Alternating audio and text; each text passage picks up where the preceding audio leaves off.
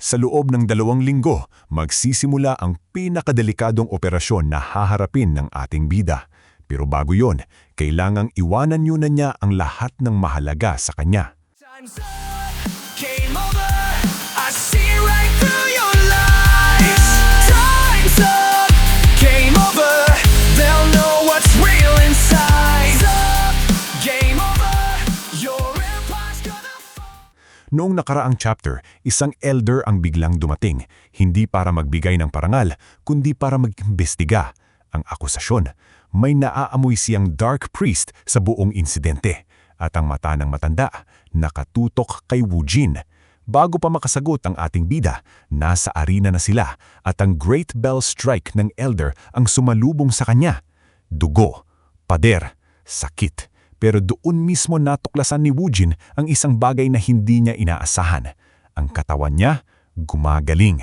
Ang monster core na kinain niya noon ay nagbigay sa kanya ng regeneration. At nang hindi makonpirma ng elder ang kanyang hinala sa pamamagitan ng lakas, pumasok siya sa isipan mismo ni Wu Jin gamit ang kanyang mind's eye. Ang nakita niya doon, hindi isang dark priest. Yumuko ang matanda, humingi ng tawad, pero hindi pa tapos ang araw dahil may pumasok na batang babae.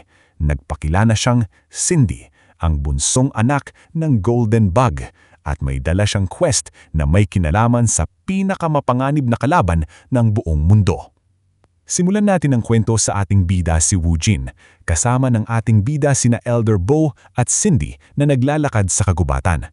Habang naglalakad ang tatlo, nagsalita si Cindy at sinabi na hindi daw ito ang first time na may isang abomination ang lumitaw.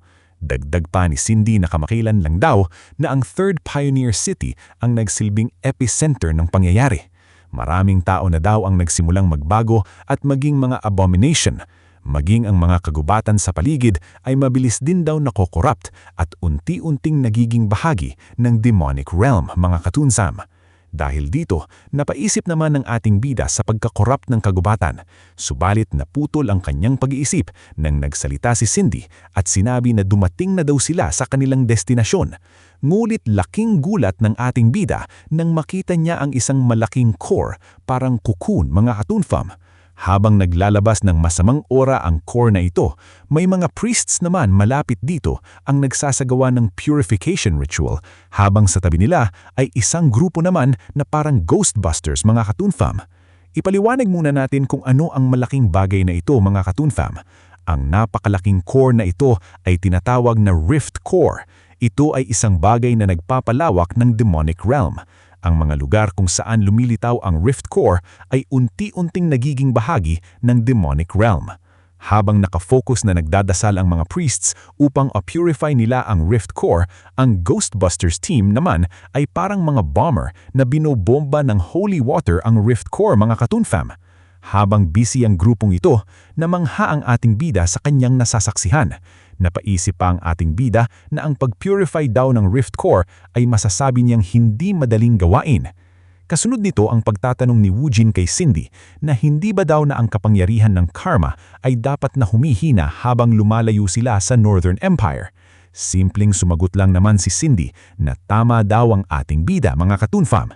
Kaya naman napasabi ang ating bida na para daw mangyari ang kagaya nito na unusual ay naputol na ang pagsasalita ng ating bida dahil sumagot agad si Cindy at sinabi na tama daw ang iniisip ng ating bida na ang ibig sabihin daw nito ay merong grupo na nasa likod nito at sila ang Dark Priest.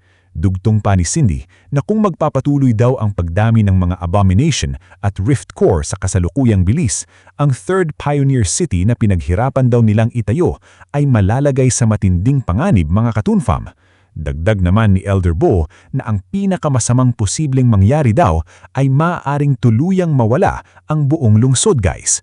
Ayon pa kay Elder Bo na iyon daw ang dahilan kung bakit masusi nilang hinahanap ang pinagtataguan ng kanilang base, mga katunfam. Kaya naman dahil dito, direkta ng inalok ni Elder Bo ang ating bida kung maaari ba daw sumama sa kanila ang ating bida sa kanilang operasyon ng pagpuksa na gaganapin pagkalipas ng 2 linggo. Dagdag naman ni Cindy na babayaran naman daw nila ang ating bida ng pinakamataas na antas ng compensation. Dahil dito, naliwanagan na ang ating bida kung bakit gusto siyang i-hire ng dalawang bigatin na tauhan nito mga Katoon Fam. Si Bo, na isang elder ng 3rd Pioneer City, at si Cindy, ang nag-iisang natitirang descendant ng Golden Bug. Ang request sa dalawang bigatin na tauhan nito sa mundong ito ay nagbigay ng kasayahan at character boost kay Woojin dahil sa wakas ay nakilala na rin siya ng mundong ito mga Katoon Fam. Matapos mapag-usapan ng lahat, sumapit na ang araw upang ipagpatuloy ang paglalakbay ng ating mga bida upang ilipat ang kayamanan ng namayapang Golden Bug patungo sa Yugris. Habang naglalakad ang grupo, maririnig naman ang galit na boses ng ating magandang mage na si Claire. Dito, pinapagalitan niya ang ating bida dahil sobra siyang nag-alala kay Woojin matapos ng pagdating ng Elder. Sinabi ni Claire na kapag napagbintangan daw ang ating bida na isa sa mga Dark Priest, tiyak daw na kamatayan ng kahahantungan ng ating bida mga Katoon Fam. Dagdag pa ni Claire na narinig pa daw niya na matindi at malupit daw ang pag-torture na ginagawa nila. Dahil dito, napagpawisan naman si Woojin dahil na-imagine niya ang gagawin sa kanya kung sakali. Hindi rin tayo magugustuhan sa ganyang sitwasyon ng mga Katoon Fam. Subalit, napaputol ang kanyang pag-iisip nang masayang sinabi ni Claire na finally daw ay dumating na sila sa kanilang destination. Salamat sa pagbisita sa Tambayan Toontime, munting tahanan ng mga kwentong para sa inyo. Namangha naman ang atong bida dahil first time niya makita ang malaking lungsod sa likod ng mga pader mga Katoon Fam. Ang lugar na ito ay tinatawag na Wall City Yugris. Ang Yugris ay may lawak at antas na hinding-hindi maihahambing sa mga pioneer cities, ngunit ito rin ang pinakaligtas na lugar sa mundong ito mga Katoon Fam. Habang masayang pinagmamasdan ng ating bida ang napakalaking lungsod na ito, napatanong si Woojin sa kanyang isipan na kung balang araw daw ay maaari din siyang manirahan sa lugar na ito. Subalit napagtanto naman ng ating bida na hindi pa daw ito ang oras. Kaya naman tinawag niya si Raymond at nagbigay ng sign sa Holy Night. Agad naman naintindihan ni Raymond ang pinapahiwatig ni Woojin mga Katoon Fam. Kasunod nito, ang pagbibigay ni Raymond ng utos sa kanyang mga kasamahan na kailangan muna daw nilang magkaroon ng maikling pahinga bago sila magpatuloy at pumasok sa Yugris. Habang nagpapahinga na ang lahat, ginamit ni Woojin ang sandaling ito upang magpaalam na sa kanyang mga kaibigan. Simisigaw pa kasi Jonathan kung bakit daw aalis at magtutungo sa 3rd Pioneer City ang ating bida. Sumagot naman si Woojin na may bagong natanggap siyang request. Nagsalita ulit si Jonathan na parang biglaan naman daw ito at alam naman daw niya na normal lang trabaho nila na maghiwa-hiwalay ang landas nila matapos ang isang misyon. Pero nakakalungkot pa rin daw kapag dumarating sa oras na ganito. Ramdam niyo rin ba ito mga Katoon Fam? Malungkot naman na nag-agree dito si Woojin sa kanyang isipan at tinanong niya ang grupo ni Jonathan kung ano na ba daw ang plano nila after nito. Pilosopikong sumagot naman si Jonathan na sa tingin niya daw ay makikipag-inuman siya hanggang sa bumagsak ang kanyang katawan at matapos siyang makarecover sa alak ay makikipag-inuman ulit siya hanggang sa bumagsak ulit ang kanyang katawan.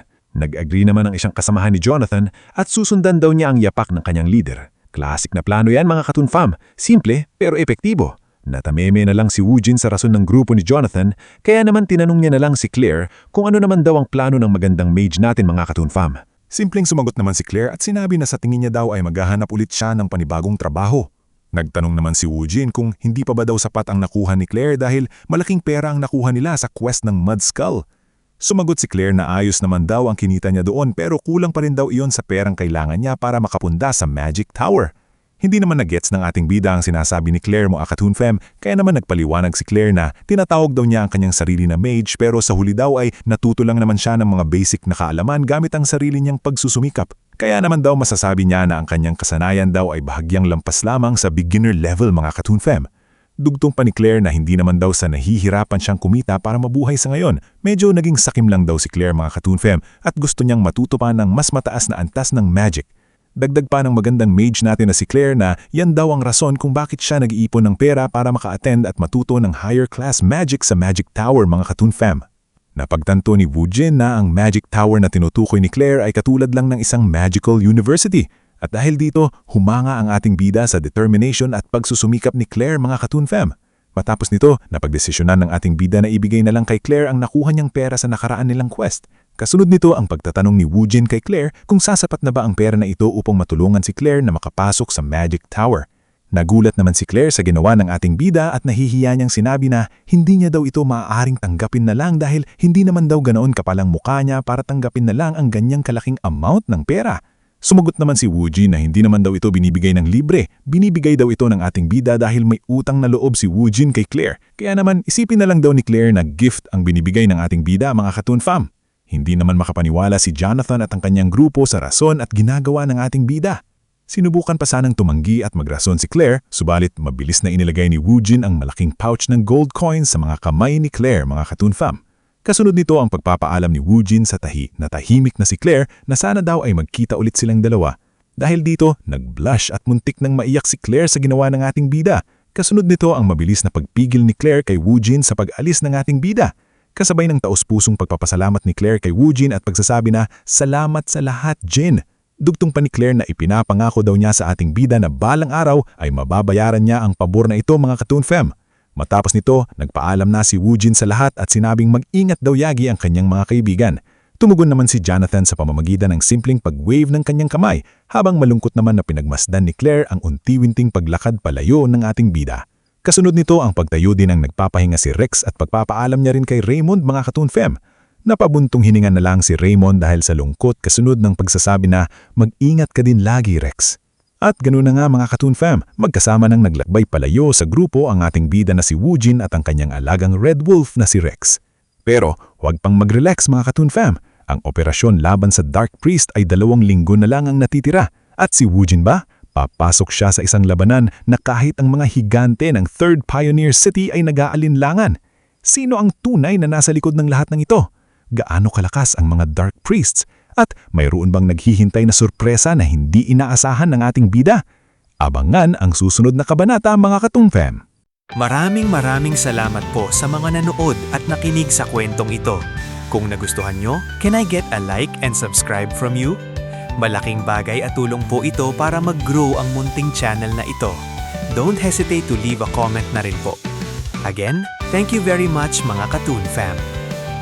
Before I finish this fight, quick plug, subscribe to my channel or you'll miss how it ends.